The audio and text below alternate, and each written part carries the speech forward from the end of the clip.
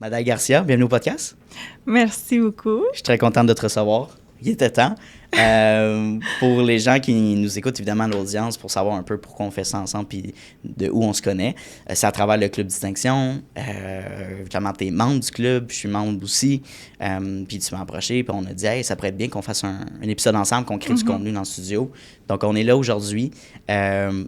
Puis je trouve que juste pour faire une petite parenthèse, j'aime ça promouvoir aussi le club, dans le sens parce qu'on veut s'entraider, on veut référencer, mettre les membres de l'avant et tout ça. Fait que pour des jeunes ou des gens en affaires qui veulent se démarquer, qui se lancent, ben le réseautage, puis de faire partie d'un club aussi, tu sais, de soir aux 2 semaines, les vendredis matins à 7h30, on se lève tôt. Mais c'est le fun, tu sais, de se forcer, de se lever tôt, de rencontrer, d'aller serrer la pince, puis de jaser aux gens, puis de créer ces opportunités-là. Même si c'est pas financier, ça peut l'être, mais c'est beaucoup plus, je pense, mindset aussi, puis de s'échanger des idées, de poser des questions, puis créer des belles collaborations. Fait que je vous encourage fortement, là, des gens qui se lancent, qui cherchent un petit peu des avenues pour se faire connaître, puis créer des relations. Le Club Distinction, ça peut être pour vous. Donc, nous, on est plus à Sainte-Thérèse, mais il n'y a pas de problème. Là. Donc, contactez-nous si vous avez besoin de quoi que ce soit. Madame, évidemment, on est là pour parler de toi aujourd'hui, ton parcours, de parler justement de Monat aussi. Avant de ça, évidemment, si les gens n'avaient pas remarqué, tu as un accent, donc tu es cubaine. Tu as rencontré justement un Québécois, de Yannick. Puis avant qu'on tombe là-dedans, parlons un petit peu de ton parcours professionnel, parcours professionnel et personnel, à savoir, tu as commencé à Cuba, puis là, tu es rendu au Québec, au Canada. Fait que parle-moi un peu de ça, s'il te plaît. En fait, merci pour me recevoir dans ton podcast. Je suis super contente. Puis, en fait, à Cuba, je faisais pas qu'est-ce que j'ai fait aujourd'hui. Ouais. Ça a été un cheminement. Ouais. En fait, à Cuba, j'ai fait de la danse. Ouais. Donc, c'est ça que j'ai étudié comme toute ma vie, là. C'était plus qu'une passion, c'était vraiment la carrière de ma vie. Et j'ai commencé à 4 ans, j'ai évolué là-dedans, j'ai été dans des écoles vraiment spécialisées, donc des écoles où est-ce qu'il fallait performer si on voulait rester, là, des examens et tout ça. Okay. Oui. Puis, après ça, en finissant l'école, j'ai commencé à travailler dans une compagnie professionnelle. Okay. Donc, tu sais, quand vous allez dans les hôtels, là, les compagnies qui dansent, mais il y a des compagnies des danseurs qui font partie juste de l'hôtel. Okay. Puis, il y a des compagnies plus professionnelles qui vont aller aussi faire des voyages, qui vont faire des compétitions et tout ça. OK, des événements, je comprends. Donc là, j'ai fait partie d'une compagnie de danse, puis c'est là que j'ai rencontré Yannick. Donc, brièvement, il m'a vu danser, il m'a suivi toute la semaine. Puis, c'est ça, après son voyage, à la fin de son voyage, il voulait comme mon adresse pour m'envoyer les photos et tout ça. Okay. C'est le premier contact qu'on a eu. Puis après ça, on a été 3 ans d'amis. Seulement d'amis. Okay. Moi, j'étais rendue ailleurs dans ma vie. Moi, je me sentais... une adulte qui travaillait déjà. Puis lui, c'était son premier voyage avec sa maman. Je le voyais comme un enfant. Là. C'était comme... On n'était pas à la même place. Donc, on était 3 ans d'amis, tout simplement. Pour lui, c'était clair. Pour moi, non, c'était juste mon ami. Puis, c'est ça a évolué avec les années, la relation et tout ça. Oui. Donc, c'est comme ça que je suis venue au Canada. Sure. On s'est mariés, on est venus ensemble. Oui. Puis, ici au Canada, quand on arrive, c'est sûr que je ne sais pas à quoi m'attendre. Je ne sais pas comment ça va aller. Nouvelle culture, une autre langue. Et donc, pour vrai, je venais juste avec les bras grands ouverts à apprendre tout. Comme je veux tout connaître. Je ne voulais pas juste m'adapter. Je voulais vraiment m'intégrer. Que ça soit comme... mon chez moi, là. Ouais. Donc là, c'est ça. Et je me rappelle justement une conversation que j'ai eue avec Yannick, puis lui, il a brisé une barrière rapidement que j'avais quand je suis arrivée. Moi, je me sentais je me sentais petite, je me sentais, c'est pas ma place. Sans nécessairement le dire, mais inconsciemment, j'avais cette peur-là que, c'est lui, puis moi, je vais faire de mon mieux. Oh, mais, je comprends. oui, c'est ça. Hmm. Puis, je me rappelle une fois je sais même pas de quoi qu'on parlait, mais je me rappelle bien qu'il m'a dit, Yannick rêve grand, là. Oui, oui. Puis c'est excellent. Lui, il m'a dit, un jour, je vais être millionnaire. Je suis comme, Wow. oh, mais c'est excellent. C'est excellent. C'est parfait, Moi, je mon suis mari d'accord. va être millionnaire. Ben oui. C'est excellent. Il m'a dit, mais toi aussi, tu peux être millionnaire. Ben, moi, j'étais comme, Un peu mais sceptique, oui, parce que j'imagine, je suis ta femme. Il m'a dit, non, toi, tu peux aussi bâtir ton avenir, bâtir. J'avoue qu'au début, ça m'a fait comme, oh, sérieux? Je dois faire moi aussi quelque chose, mais ça a tout de suite comme développé, OK, moi aussi, je suis capable. Puis je pense que c'est ça qui m'a fait comme plus m'ouvrir à chercher des opportunités ici. C'est super intéressant. Puis là, j'ai plein de questions qui me pop. Je vais pouvoir Vas-y. Fait que première chose, t'es arrivé ici, tu parlais évidemment espagnol. Est-ce que tu as appris le français de zéro? Tu avais des bases? Est-ce que tu parles en anglais? Est-ce que Yannick t'a peut-être évidemment instigé ça, mais parle-moi un peu de... Quand je suis arrivée ici, je connaissais deux mots. Deux mots? Okay. Oui, deux phrases. J'ai faim et je t'aime. C'est les deux phrases que je connaissais en français parce que c'est lui qui a appris l'espagnol rapidement, toute seule, avec Google Traduction. Wow. OK. Oui, il était très motivé. C'est comme ça. Oui, il était hyper motivé parce que pour être capable de communiquer, on s'entend, il faut qu'il... Wow! C'est une belle ouverture. Mais c'est sûr que toi, de ta perspective de venir ici, puis je veux dire, oui, on parle français, mais c'est un accent très, très, très... précis aux Québécois. Là. En France, c'est pas du français international. Là. On a un accent très précis. Plus on s'en va en région, plus ça se... Il y a des mots qui sont utilisés qu'on n'utilise pas. Fait que j'imagine juste comment ça peut être dépaysant en tant que tel. Là. Oui, absolument. Puis quand on arrive... quand je suis arrivée, on dirait qu'au début, c'est juste du bruit. Le français, c'est juste comme... Tu comprends rien. Donc là, c'est juste... Du bruit, c'est difficile. Mais une chose qui je trouve tellement bon de Québec, c'est justement les programmes d'intégration. Il y a un programme de francisation qu'on est comme vraiment invité dès le début. Dès qu'on arrive, on peut commencer à étudier le français. Et c'est comme un retour à l'école vraiment de 9 à 5. Comme, Oui. Dans une salle de classe, puis vraiment... intense, oui. Puis on est même payé. C'est pas tant payé, mais dans le sens pour payer au moins notre gaz pour se rendre à l'école. Oui. C'est fort, je savais pas. Donc, si on n'apprend pas le français, c'est juste parce qu'on veut pas, là, parce que... Clairement, il y a des incitatifs. Oui, vraiment. Wow. Donc, dès que j'ai commencé la francisation, j'ai voulu tout de suite commencer à travailler. Tout de suite, là. J'avais quelques mots en français, puis je voulais déjà m'intégrer. Je voulais pas me sentir que je dépends ou que je suis une charge ou que... Tu voulais être ta propre personne, nécessairement. Oui. Je suis une adulte et je voulais me sentir comme telle. Ouais. Donc là, j'ai commencé à travailler chez IGA. OK. C'est mon premier travail. Et, oh my God, je garde tellement de beaux souvenirs de ce travail-là. Là. Ils m'ont accueilli avec mes quelques mots en français. Ça a été vraiment ma première expérience ici, puis une très belle expérience. Ça m'a montré qu'ici, je pouvais me démarquer même en étant immigrante. Quand on arrive, on a tellement de peurs, puis tellement de jugements, là. Puis ça m'a vraiment comme montré, non, comme sois toi, donne ton maximum, puis on va te célébrer pour ça.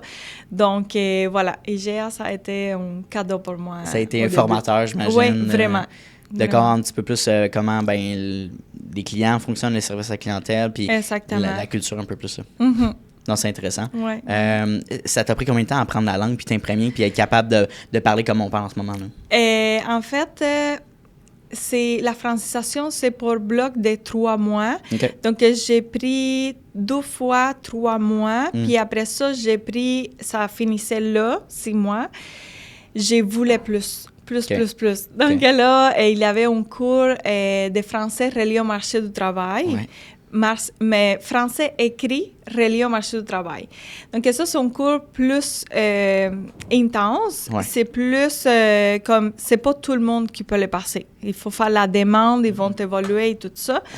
Donc, j'ai réussi à l'avoir, puis c'est ces cours-là, c'est ces 3 mois de plus-là qui ont fait la différence, parce que là, c'est beaucoup d'écrits, plus décortiqués. Donc, je te dirais peut-être un an, pas comme je parle maintenant, parce que c'est sûr que mon accent s'est comme amélioré avec le temps. Oui, j'imagine. Mais un an, je me sentais complètement à l'aise là, de parler, oui. Oui, non, c'est impressionnant.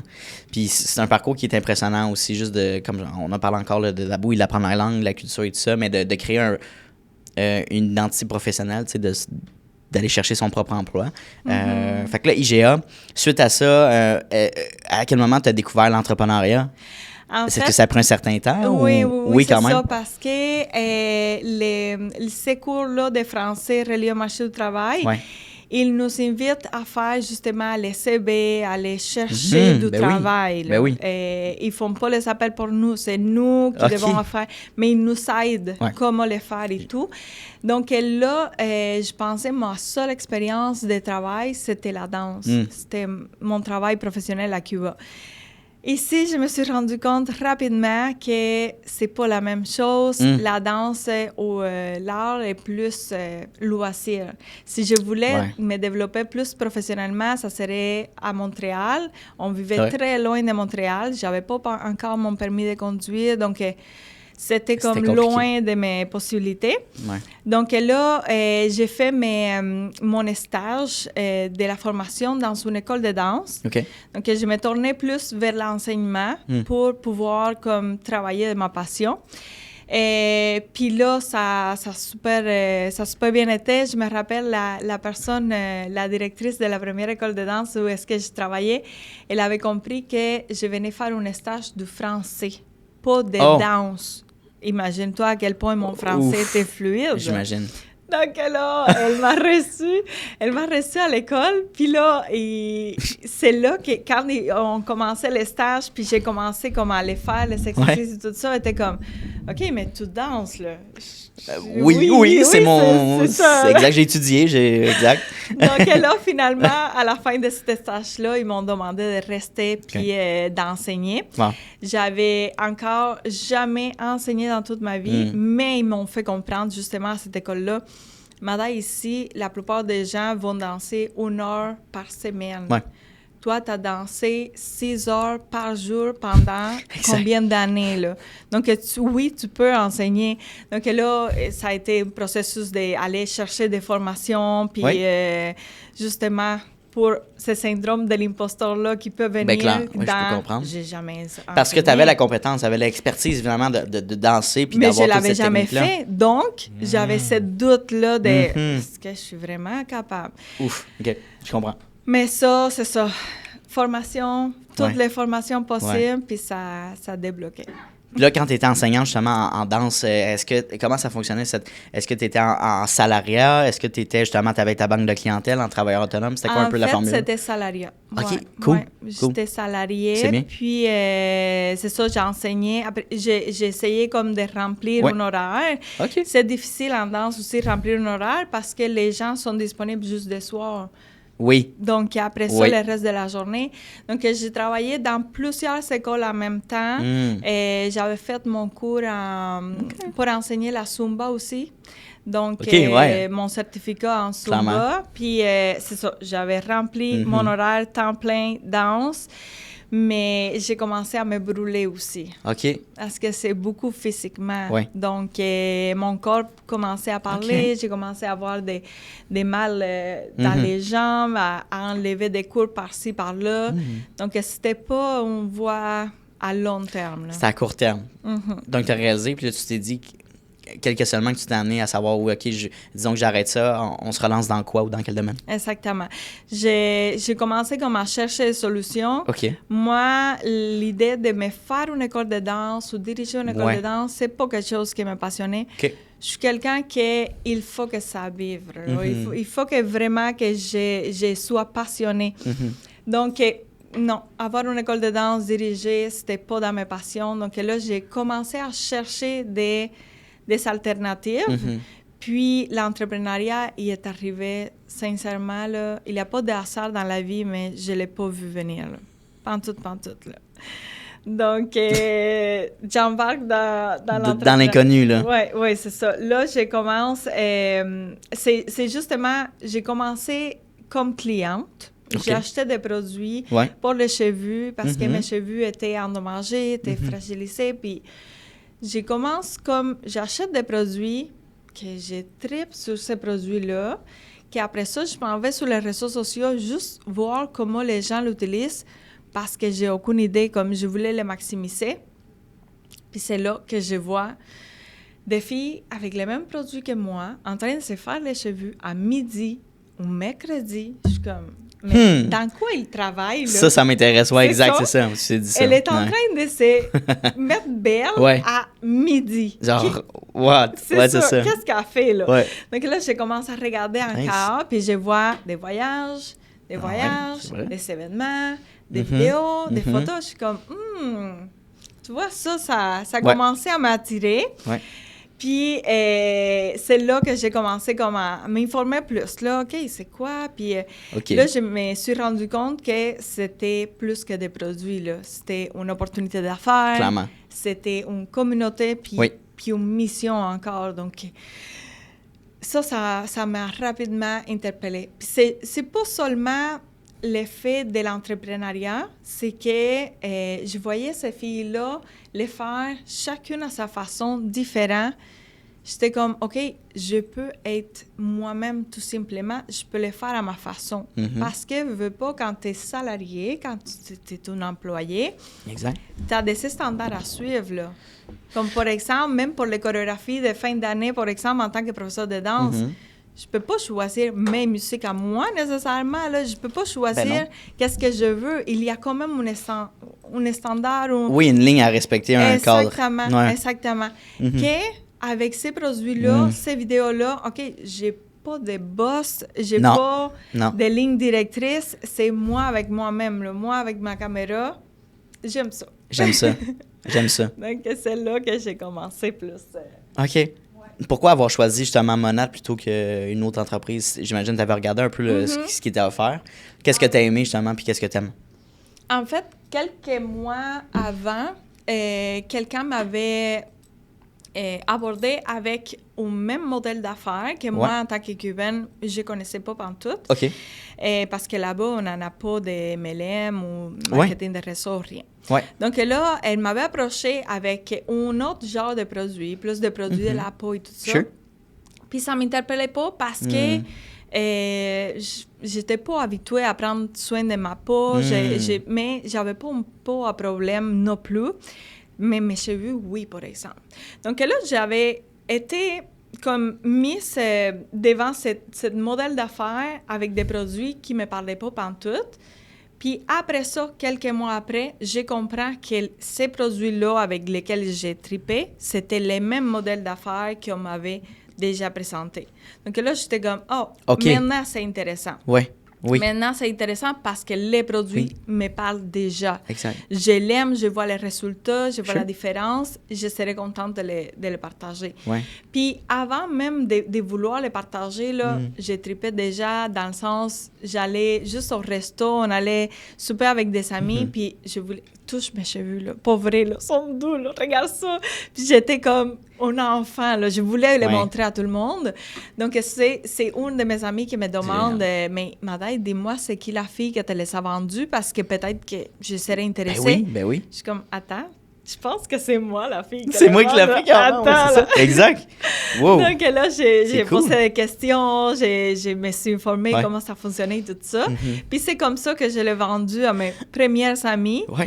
Puis depuis, j'ai jamais arrêté. Ça fait 7 ans, ça va faire 8 ans bientôt. Là. C'est intéressant parce qu'il y a tellement de gens qui se lancent en affaires ou dans la vente, par exemple, puis qui vont prendre qui vont juste regarder peut-être juste la commission ou l'argent qui vont être possiblement être fait, mais que là, ils ne croient pas au produit ou au service. Exactement. Puis ça se transparaît. Fait que juste versus d'avoir sélectionné un produit pour la peau, toi, tu as sélectionné un produit que tu utilises activement pour les cheveux. Exactement. Que tu crois, puis que tu adores, puis que tu vis. Là. C'est drôle que tu dises ça parce que justement, je commence à en apprendre plus sur les produits, sur l'entreprise. Puis là, je m'en vais le présenter, les modèles d'affaires, à une de mes amies. Une de mes... on s'avait connus pour les cours de Zumba et tout ça. Mais elle est comptable dans la vie. OK. Puis moi, je m'en viens avec mon plan de compensation, mon plan de rémunération. Je ne comprenais rien là-dedans. Comme tu disais, des fois, les gens focalisent sur l'argent qu'ils vont faire. Moi, je n'avais aucune idée de l'argent qu'il y avait à faire. Puis là, je leur présente mon plan de compensation, puis les quelques points que je comprenais. Puis elle, le lycée, était comme... Ma chérie, tu savais-tu que tu pouvais faire... Tu savais-tu que tu pouvais... Elle est en train de t'apprendre des choses. Elle, wow! Oui. C'était elle qui m'expliquait des affaires. Moi, j'ai commencé vraiment passionnée par les produits. Je comprends. Ouais. C'est intéressant, mais c'est sûr qu'elle, de sa perspective, elle a aussi un cerveau plus d'analyse puis de chiffrer. Exactement. Puis, mais c'est intéressant. Comment tu fais pour justement approcher les bonnes personnes? Parce que essentiellement, c'est des gens qui vont faire partie aussi de ton équipe, si je comprends bien. Oui. Donc, comment tu sélectionnes? C'est quoi un petit peu le processus? Là? Je suis curieux.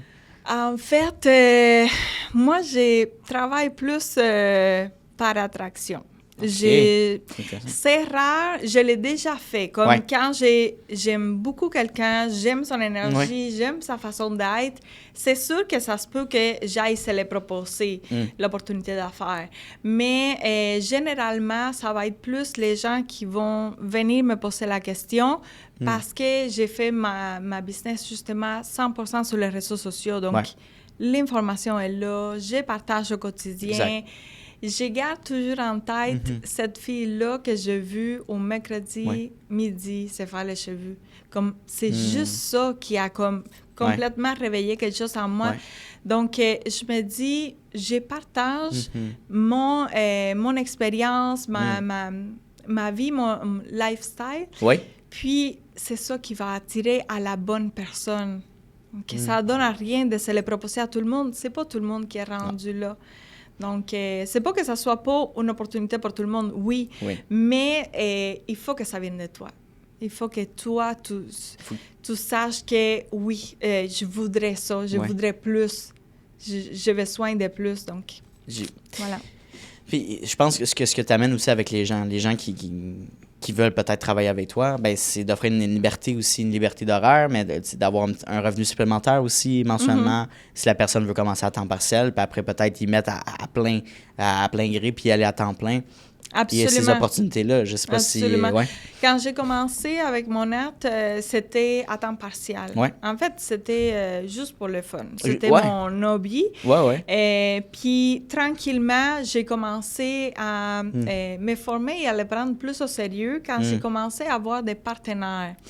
Parce que des clients, c'était facile. J'adorais les produits. Donc, j'apprenais des produits tout simplement comme naturellement parce que j'étais passionnée par ça. Mais quand j'ai commencé à avoir des partenaires, des femmes qui me disaient « Je veux faire la même chose que toi », c'est là que j'ai commencé à avoir plus peur parce que là, tu deviens un leader. Mais là, je ne me sentais pas leader. Donc, je revenais à mon peur quand on me disait « Mais oui, tu as toutes les qualités pour enseigner ». Là, on me disait, mais oui, tu l'as fait déjà ta business, pourquoi tu pourrais pas l'enseigner? Donc là, je reviens à mon passé. Qu'est-ce qui m'a sorti de mon syndrome de l'imposteur? Mais c'est d'apprendre. Apprendre. OK, je m'en vais apprendre de ce côté-là ici aussi. Parce que, encore une fois, quand j'ai eu mes premiers partenaires, moi, c'était naturel pour moi d'en parler, puis les résultats venaient comme naturellement. Mais là, mes partenaires avaient plus de difficultés, puis je n'étais pas capable de les aider. Donc, là, je me sentais, est-ce que c'est moi qui ne fais pas la bonne affaire? Parce que, puis quand tu dis que tu ne sentais pas que tu pouvais les aider, c'est est-ce que c'est parce que tu donnais les outils nécessaires, tu donnais la formation, le coaching, puis de leur côté, tu sentais qu'il manquait peut-être, qu'ils mettaient peut-être pas l'effort nécessaire, le temps? Ou... En fait, au contraire, au début, je ne donnais pas de formation au coaching. Je me sentais tellement la petite nouvelle. Je comprends. Moi, j'étais pour apprendre. Ouais. Donc, viens-t'en apprendre avec moi. Mm-hmm. C'est ça la beauté aussi du marketing de réseau, c'est que tu n'es pas toute seule. Tu n'es jamais toute seule. Donc, par exemple, maintenant, après 7 ans, oui, mon équipe est super établie. Exact. J'ai des formations enregistrées, j'ai des outils en place. C'est facile, c'est automatisé, c'est rapide. Mais quand j'ai commencé au début, moi, je prenais les outils qu'il y avait déjà. Sûr. Donc là, viens t'apprendre avec moi. Mais là, ça ne marche pas pour toi. Comment ça? Exact. Ça marche pour moi et pas pour toi. Qu'est-ce que je peux faire de plus? Donc, c'est là que j'ai commencé à les prendre plus au sérieux, puis à dire, OK, non, il faut que tu apprennes, il faut que tu saches c'est quoi l'idée en équipe, comment. Ben oui. Donc là, c'est là que j'ai commencé vraiment à prendre mon art en tant que business, vraiment à me sentir femme d'affaires. Puis encore là, quand tu disais tantôt, quand vous commencez, les réseautages, ça peut aider, c'est tellement mon point tournant pour moi, là. Quand j'ai commencé, encore une fois, je me sentais une petite fille, là. Je me sentais la petite médaille qui vient dans le monde des grandes. C'était toutes des entrepreneurs avec de l'expérience, de business et tout ça. Je me sentais tellement petite. Puis, c'est justement de venir, de voir ces personnes-là, de jaser, de t'inspirer, de justement les faire t'entendre. Puis là, te voir à travers leur regard. OK, je suis une femme d'affaires, moi aussi. Ah, OK, je suis bonne pour... Parce que là, les commentaires que j'avais toujours, c'était comme... T'es vraiment une bonne vendeuse, toi. Je suis comme, mais non, je suis pas une vendeuse, je vends rien. C'est ça. Mais non, il me disait, c'est justement ça, là. Tu parles tellement, tes yeux pétillent quand tu parles de ça. Oui, c'est authentique. On a le goût de... Donc là... C'est ça, exact. Ça te donne l'assurance aussi, là. Tu te fais comme, OK...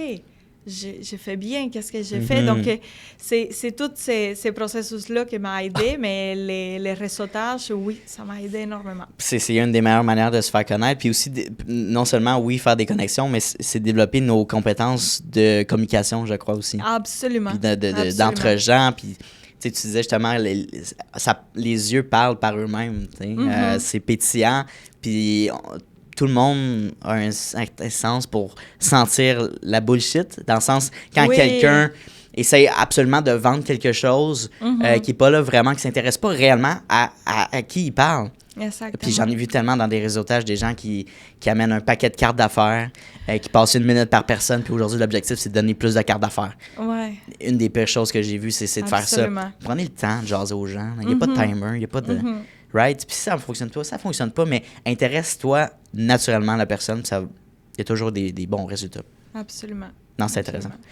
Non, c'est super pertinent. Puis je me demande aussi, là, j'avais une question que j'ai gardée en back burner depuis tantôt. Comment ta famille a perçu justement de ton déménagement puis de te relocaliser au Québec, au Canada, dans un autre pays? J'imagine qu'ils t'encourageaient, ils trouvaient ça fier. C'était quoi un petit peu la discussion que tu avais eue avec eux par rapport à ça? Je suis curieux. En fait, ma famille, on a beaucoup de familles déjà à l'extérieur. Cool. Okay. Donc, heureusement, je n'étais pas la première. Nice. Parce que oui, pour les premières, ça a été difficile. J'imagine. Mais c'était plus ouverte à ça, oui. Puis en plus, depuis petite, mon père, lui, il vit aux États-Unis. Puis depuis, il est parti depuis que j'avais 12 ans. Puis depuis, il voulait toujours m'amener aux États-Unis. Ah, OK. Comme dans ses plans-là, il savait que moi, je m'en allais un jour avec lui. Mais pas dans ma tête. Non. Tu voulais pas aller au... Non. Aux États-Unis, je veux dire. Moi, je suis enfant unique. Oui. Puis j'ai eu une relation très, très belle avec ma maman. Oui. Puis pas question que je laisse ma maman pour aller avec mon père. Je comprends. Et en étant avec Yannick ici, je me rends compte que c'était juste peut-être un blocage de je ne veux pas choisir mon père plus que ma maman. Je comprends. Parce que quand Yannick est arrivé dans ma vie, j'ai jamais senti ce problème-là. Puis ma maman elle avait tombé en amour aussi avec Yannick, elle, avant moi, là.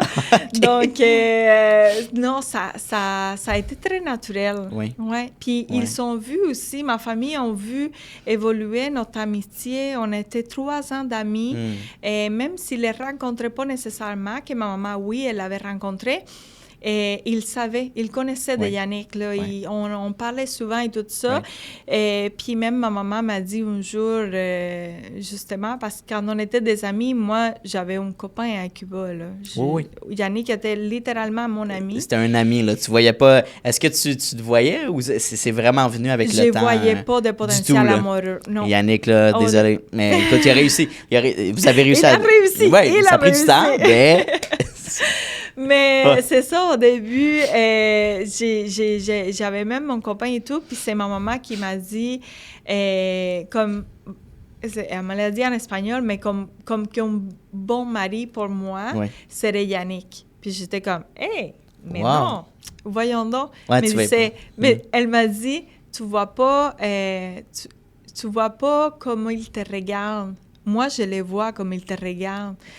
Donc là, c'est ça a été une conversation avant que notre relation évolue.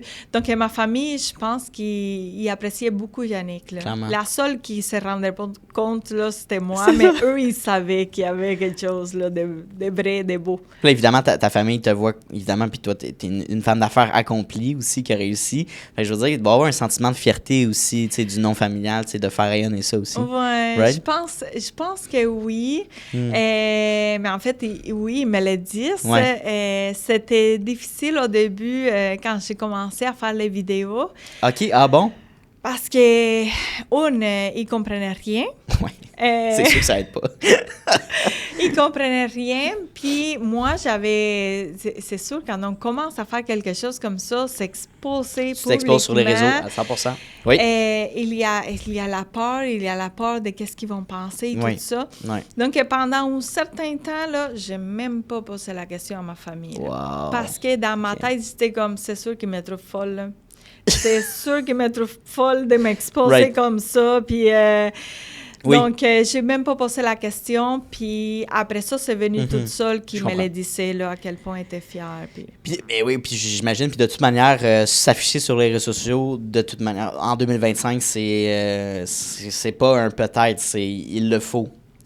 Puis surtout dans ton industrie, si tu veux être attractif ou attrayant pour un futur collaborateur, un client potentiel, faut que les gens, justement, tombent d'une certaine manière en amour avec ce que tu offres ou avec la passion que tu présentes, avec la personne que tu es. Puis les vidéos, c'est une des meilleures manières de le promouvoir, cet effet-là. Là. Mais c'est tellement comme ça aujourd'hui. Je vois quelque chose... je n'ai pas un produit en tant que tel, là, mais je vois un produit. Mettons, quelqu'un me réfère un produit. Ouais. La première chose que je vais faire, c'est aller chercher sur Instagram, TikTok, voir qui l'utilise, un review, une analyse. Exactement. Ouais. Ça fait pas longtemps, j'ai fait une belle... c'est notre partie annuelle de l'équipe. Et je l'organisais pour les filles, tout ça. Je voulais une décoratrice, je voulais créer une expérience, là, une ambiance. Puis, dans mes recherches, c'était basé que sur les réseaux sociaux. Moi, je voulais voir son travail. Donc, il y avait que les noms étaient super beaux et tout, mais je ne vois pas comment il travaille. Je n'ai pris même pas la peine d'appeler parce que... Donc, oui, effectivement, en 2025, c'est beaucoup sur les réseaux sociaux. Ouais. C'est pas pour rien qu'on fait ça aujourd'hui, là. Essentiellement, je trouve que le format du podcast est hyper éducatif aussi. Ça permet d'aller un petit peu plus loin que des vidéos. Je dis pas que tu fais ça, mais il y a beaucoup de gens qui font des vidéos scriptées avec un texte et tout ça. Ouais. On est vraiment pas là-dedans. Puis c'est ça qui est authentique. Je pense que de plus de gens veulent quelque chose de décontracté, quelque chose de plus humain. Faire une connexion avec la personne dans la vidéo. On va faire du coq à l'âne, ce qui est vraiment le fun, puis ce qui est flash, puisque on voit dans ton lifestyle aussi avec Mona, ça te permet de voyager aussi, right? De découvrir différents pays, de différentes cultures, puis évidemment des événements incroyables, faire d'autres connexions. Veux-tu me faire un portrait un peu de tes voyages, de tes rencontres que tu as fait? Oui, en fait, c'est ça. Avec Monette, on fait beaucoup de voyages, mais c'est pas des voyages normaux. OK, c'est explique-moi ça. C'est des expériences, parce que aussi, c'est des voyages formatifs. La plupart du temps, ça va être des voyages mérités, mettons, donc pour le travail, mais on s'en va pas se coucher à la plage puis se bronzer. Oui, prendre un petit pina colada, là, c'est ça. Ils planifient tout pour que tu reviennes grandi, pour que tu reviennes encore plus motivé, inspiré pour justement aider ton équipe. Donc, c'est des voyages zéro relaxants. C'est vraiment, on est là, l'adrénaline est comme haute, là. On revient qu'on veut tout, comme on explose des motivations. J'adore. Donc, voilà, c'est depuis 7 ans, je te dirais, je suis dans les 15-16 voyages avec mon hâte. C'est incroyable. Puis, comme je te disais, c'est des voyages comme ça. Qu'est-ce qui m'a fait réaliser, c'est que maintenant, mes voyages, quand je voyage juste en amoureux, exemple, pas question de rester couché sur la plage. Comme, ça peut m'arriver au matin. Là, ben, c'est comme j'ai cette envie de connaître, d'explorer, de découvrir. D'explorer, c'est ça. Puis de voir comment ce pays-là, cette région-là, peut transformer quelque chose, parce qu'il y a toujours une transformation, il y a toujours une croissance là-dedans. Donc, voyager, pour moi, c'était un rêve. Je pense que c'est le rêve de tout Cubain qui ne peut pas voyager. Non, je comprends. Donc, voyager, pour moi, c'était comme, oh my God, ça, là, ça serait mon rêve. Puis finalement, sans le savoir, comme je te disais, l'entrepreneuriat est arrivé sans que je le cherche nécessairement, mais les voyages aussi. Je ne savais même pas qu'avec mon aide, on pouvait voyager autant ou rien. Puis, ça juste été un cadeau. Puis les gens qui hésitent aussi, qui peuvent peut-être, qui sont intéressés peut-être à rejoindre ce que tu offres aussi avec Monat, c'est pas nécessairement accessible juste à l'élite, là, tu sais. C'est accessible aux gens qui mettent le temps nécessaire, qui travaillent, qui veulent mettre le temps, qui veulent développer leur clientèle, tu sais. Absolument. C'est pas des rêves farfelus, là. C'est ça qu'il faut faire attention à. C'est ça, au début, quand j'ai commencé, évidemment, la première personne que j'ai en parlé, c'est à mon mari. Oui. Cette compagnie-là, qu'est-ce que ça a l'air et tout ça. Mais lui aussi avait son jugement des marketing relationnel. Mais il semble que ma maman a déjà fait 3-4 compagnies de ça. Là. Oui, on va en parler de ça. Ça, c'est intéressant. Ça marche pas, ça. Là. Il t'a dit ça? Oui, tout de suite. Là. Mais elle dit... Puis là, j'ai montré, mettons, mais regarde, elle, comme elle le fait. Puis les jugements, c'est tellement incroyable à quel point on peut être comme... dire n'importe quoi juste pour une idée qu'on s'est fait. Il m'a dit, mais là, c'est son mari qui a un bon travail sûrement, là. Oh! Puis elle fait ça pour s'amuser. Ouais. Ah, ça, là, ça fait mal. C'est ça. Ouais. Puis après ça, quand on voyait, mettons, il me disait, mais oui, il y en a qui ont des autos avec ça, mais c'est la fille qui le fait depuis 30 ans, là. Tu veux pas attendre 30 ans pour... Donc là, tout ça, là... Ça ruminait un peu. Ouais. Est-ce que tu t'es questionné à savoir est-ce que je fais un bon choix ou... Non, pas en tout. Non, tu le savais? Non. J'avais trippé avec... j'aime mes produits. 2, j'aimerais faire des vidéos comme elle. 3, je veux être indépendante. Je veux être millionnaire des mois, là, par mois, comme lui m'avait dit. Là. Des propres biens, je comprends. Donc là, c'est ça, je me suis tout simplement lancée. Puis, au contraire, toutes ces idées négatives-là, ça m'a juste fait comme, OK, regarde-moi aller. Je vais te montrer que... Je vais te montrer que je suis capable de réussir. Exactement. C'est super inspirant. Puis, tu sais, je me demande, tu sais, puis je ne veux pas prendre nécessairement l'exemple de Yannick, mais il y a tellement de gens... pas juste au Québec, mais des gens qui ont une mauvaise vision du marketing de réseau. Pourquoi, selon toi, selon ton expérience, les gens ont cette perception-là du marketing de réseau?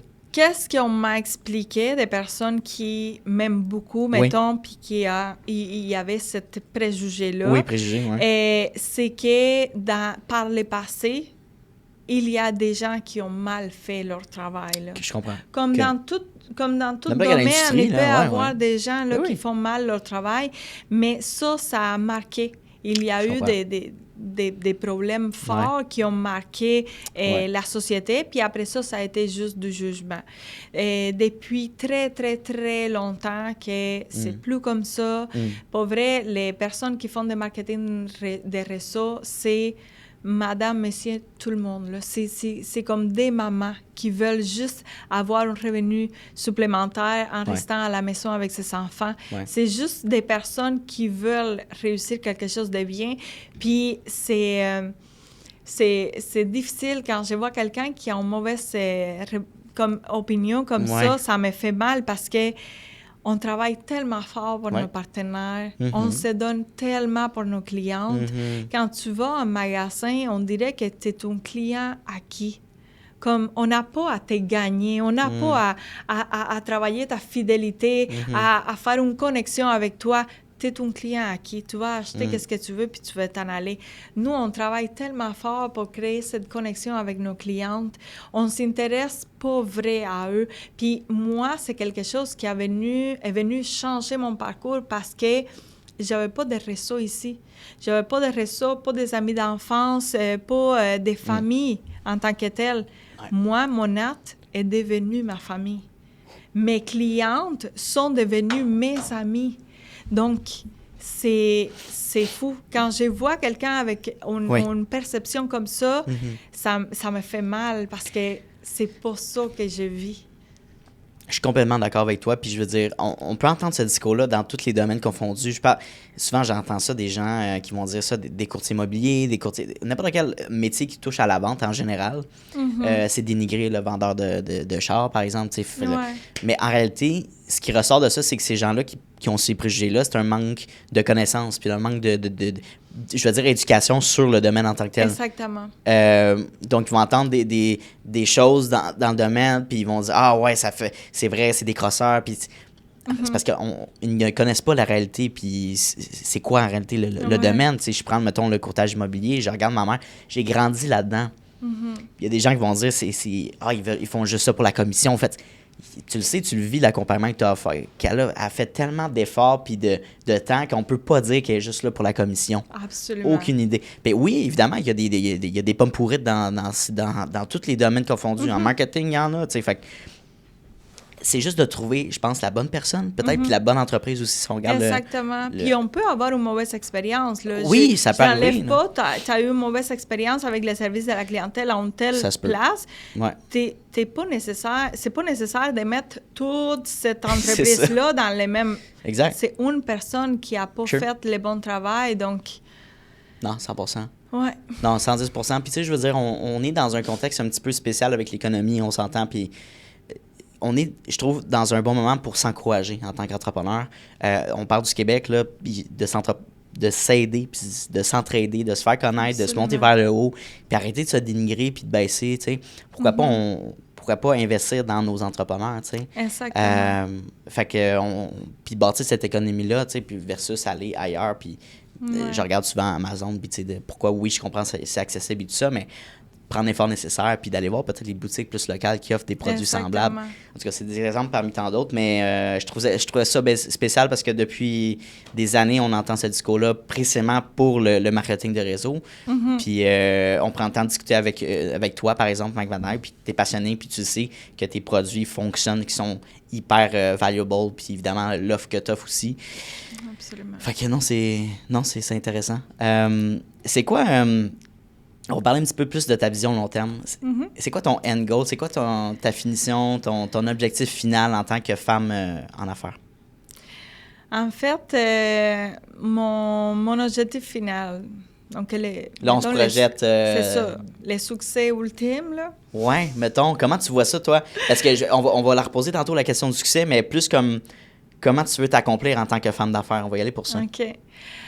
Comment m'accomplir en tant que femme d'affaires? En fait, qu'est-ce que je voudrais le plus, c'est continuer à grandir dans ces milieux-là. Continuer, quand je dis grandir, c'est justement continuer à apprendre, grandir en tant que femme d'affaires, en tant que mentor aussi pour mes partenaires, puis avoir encore plus de belles équipes qui se développent dans mon équipe aussi. Parce que c'est ça, il y a un mentor dans nos formations aussi qui avait dit comme notre succès, ça va se mesurer au succès qu'on a autour de nous. Donc, plus que j'ai des personnes, plus que j'ai aidé des personnes autour de moi à avoir du succès, plus que mon succès a de la valeur, en fait. Donc, ma vision à long terme, c'est ça. Là, c'est tous ces belles partenaires qui sont avec moi, tous ces amis de cœur, les amener à se sentir comme moi, je me sens libre, flexible, autonome, fier.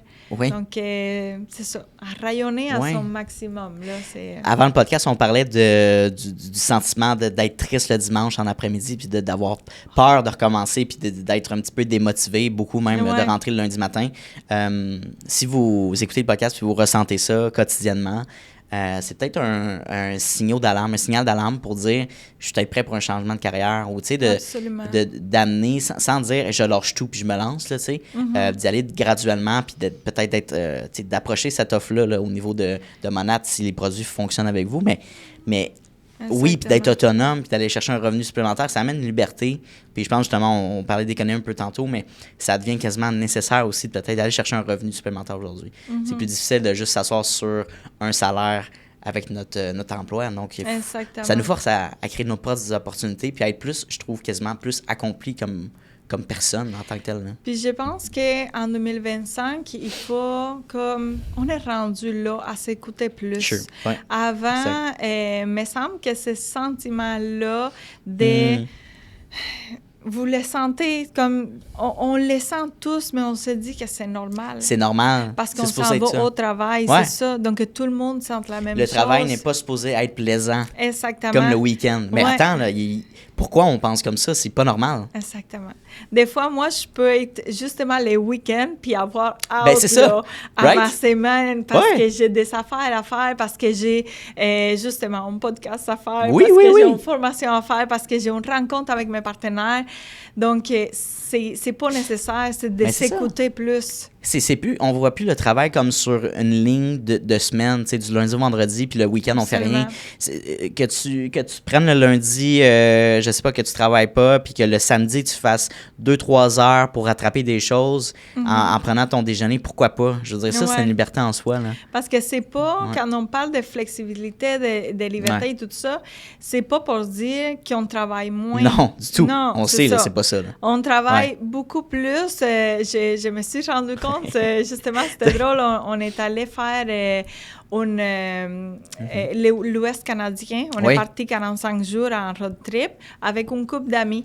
Puis, quelques jours après qu'on soit parti, mon ami m'a dit « Madaï, je te regarde, tu travailles en maudit. » C'est ça, là. Je suis comme... Pas vrai. Comme je me sentais même pas. Elle me disait, tu travailles non-stop, mais je travaille en faisant le tour de l'Ouest canadien. Exact. C'est comme... Qu'est-ce que tu j'ai fait des vidéos, j'ai fait des posts, je réponds à une cliente pendant qu'on est en train de rouler. Ça change quoi pour les road trips, là? Non, exact. Donc, c'est juste...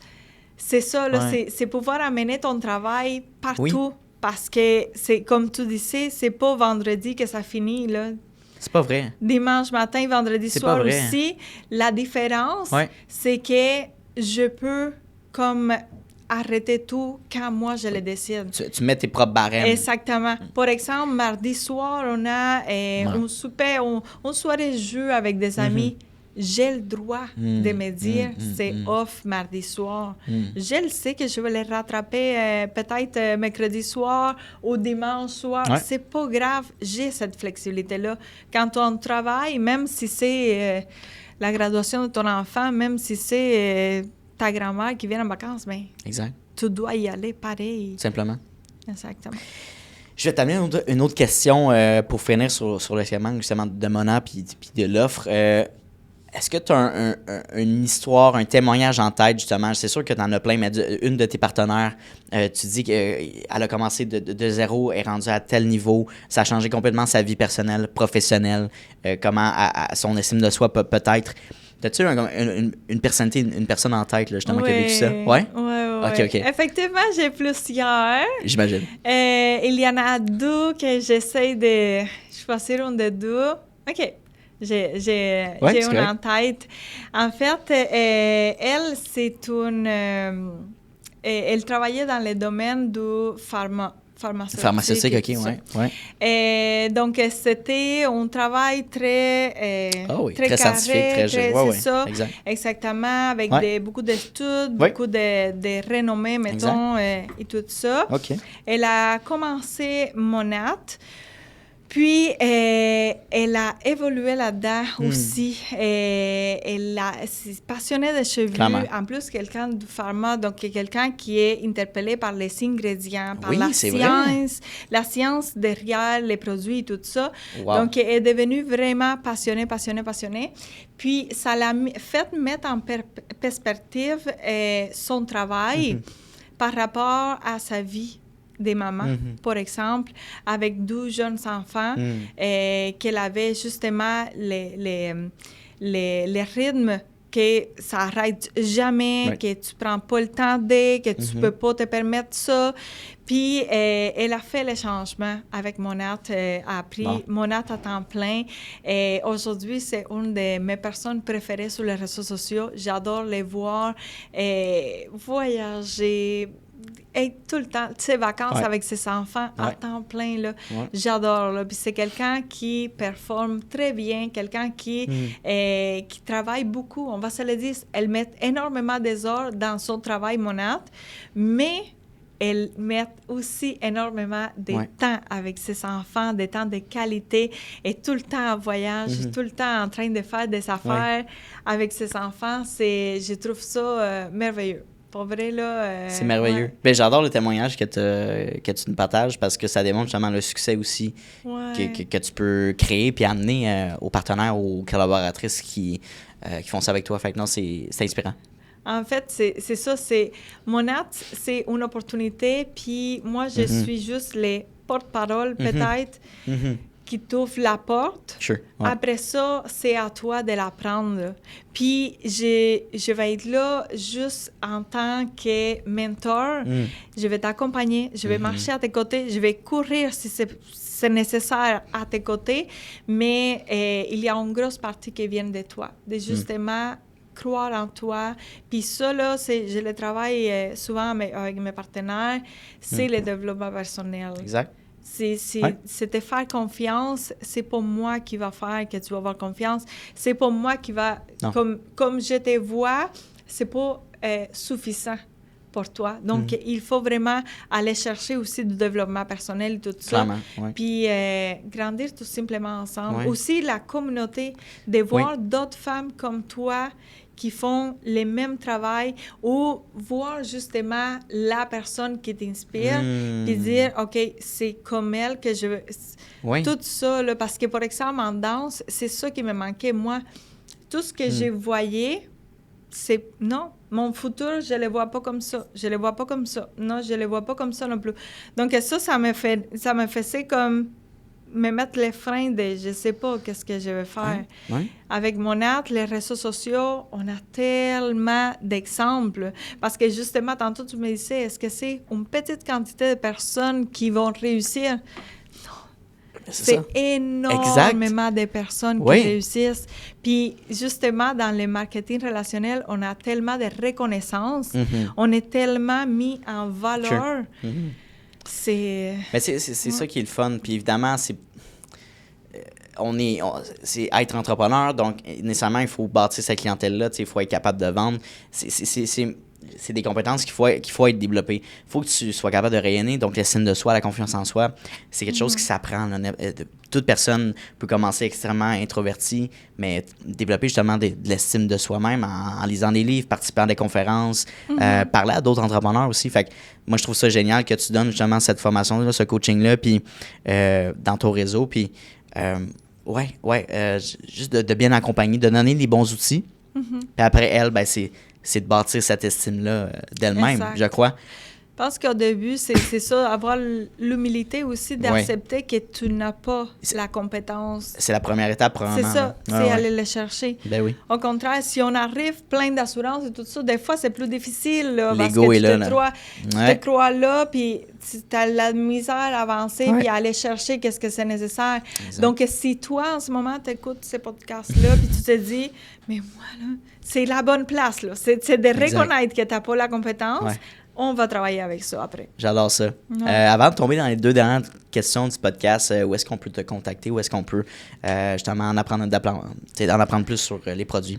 En fait, moi, je suis sur tous mes réseaux sociaux, pareil, Madaï Garcia. Right. Donc, on peut me trouver sur Instagram. Sur Instagram, c'est la Chicamonate, mais Madaï Garcia, vous me trouvez aussi. Là. Donc, Instagram, nice. TikTok. Sur TikTok, je parle beaucoup plus de ma vie à Cuba, mon côté cubain et tout ça. Mais mes produits, c'est surtout Instagram, Facebook. Parfait. Donc, voilà, vous m'écrivez tout simplement, puis ça va me faire plaisir, avec vous. Génial. Je t'amène les 2 dernières questions. Tu les connais déjà, je te les avais déjà posées dans le meeting préparatoire. Ça serait quoi ta vision du succès si on mélange le personnel et le professionnel? C'est une grosse question. Parce que j'ai peur de le dire que ça sonne comme si on se vante, mais c'est pas ça, c'est que je l'apprécie énormément, que je suis énormément en gratitude. Ma vision du succès que j'avais avant, c'est qu'est-ce que je vis en ce moment. C'est ça. Je veux pas faire comme... Non, mais c'est me réveiller chaque jour avec la passion de commencer mon travail. C'est me réveiller sans cadran. C'est être fière de ce que j'ai fait. C'est faire une différence autour de moi. C'est les petits messages de « tu m'inspires tellement ». Tout ça, là, pour moi, c'est ça le succès. C'est pas compter mes heures, c'est voyager quand je veux. Je peux partir quand je veux. Quelqu'un me demande, c'est quand ton prochain voyage? Écoute, je pourrais te dire ça la semaine prochaine, dans le sens, je peux partir quand je veux. Donc, c'est pour moi ça, le succès. C'est être libre et adorer mon travail. Puis j'adore cette réponse-là, puis c'est la première fois que je la reçois, justement, mais... parce qu'on peut peut-être associer ça au montant d'argent qu'on fait ou à la carrière, le statut, les biens. Mais en réalité, quand tu simplifies, le succès en soi, c'est d'être heureux dans ce que tu fais. Là. C'est d'aimer ce que tu fais, puis évidemment, subvenir à tes besoins, mais d'aller plus loin que ça, puis d'être valorisé dans ton travail. Mais je pense que ce que tu amènes principalement, c'est développer une autonomie, une liberté absolument. À 100% de sa vie. Exactement. Puis avant, pour moi, le succès... C'était nouveau terme pour moi. J'imagine, À Cuba, c'était plus mes rêves. Mais là, au succès, Québec, c'est concret un peu. C'est ça, c'est devenu comme plus concret. Oui. OK, des succès, c'est des objectifs à atteindre. C'était ça pour moi avant. Mais là, j'en ai encore des objectifs. Et des objectifs, on va en avoir toujours. C'est ça. Il y a, je me rappelle pas maintenant qui l'a dit ou que je l'ai vu, mais tu es en train de grandir, tu es en train d'avancer ou tu es en train de mourir. C'est le cycle de la vie avance. Si tu es en place, tu es en train de reculer.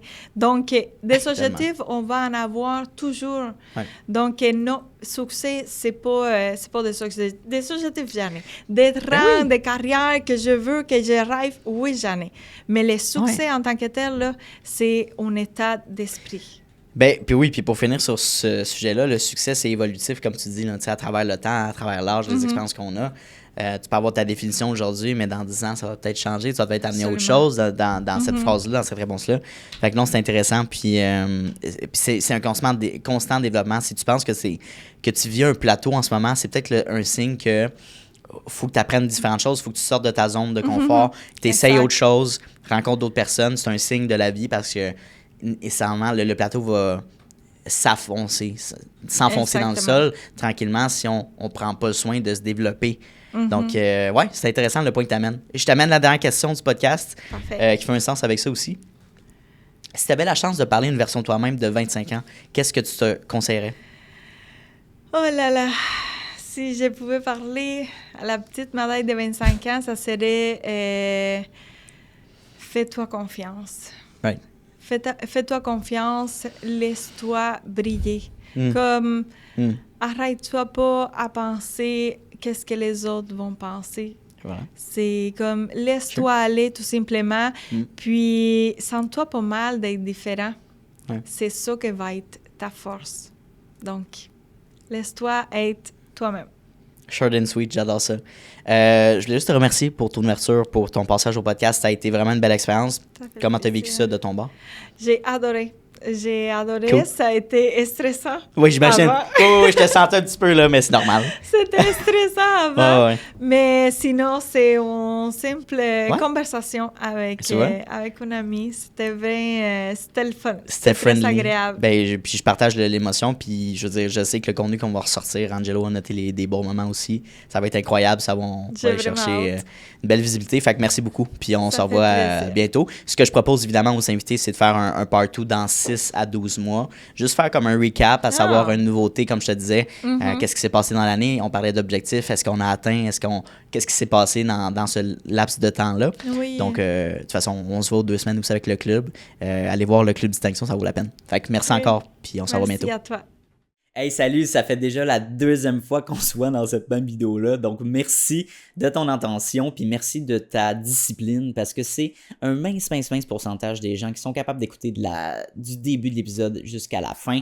Donc, merci beaucoup de ta discipline. Ça démontre énormément de motivation de ta part et bien sûr d'un aspect important de l'entrepreneuriat que oui, la motivation c'est important, mais la discipline c'est encore plus important. Donc, merci de ton attention. La meilleure manière que tu peux me repayer pour ce podcast-là, c'est tout simplement de repartager le podcast dans des Instagram Stories, d'en parler avec tes amis, d'envoyer le lien à tes amis. Hey, Mathis, va donc écouter cet épisode-là, c'est super intéressant. Ça vaut de l'or, puis ça va me permettre d'aller faire croître le podcast à un niveau exponentiel. Donc, merci beaucoup pour ton aide et ton intérêt pour le podcast. Et bien sûr, on se revoit la semaine prochaine dès jeudi midi pour un nouvel épisode. Donc, bonne journée à toi.